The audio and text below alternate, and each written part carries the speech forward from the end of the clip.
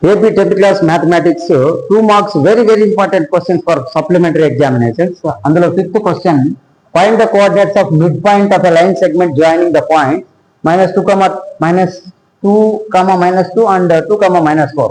Yes, midpoint formula. Midpoint అంటే m అన్నమాట.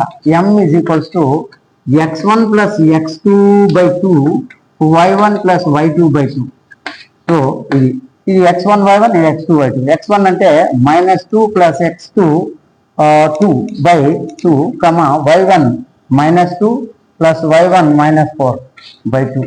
So that equals to -2 0 అయితే 0 by 2, ఇక్కడ -2 plus -4 by 2, that equals to 0, -2 -6 by 2.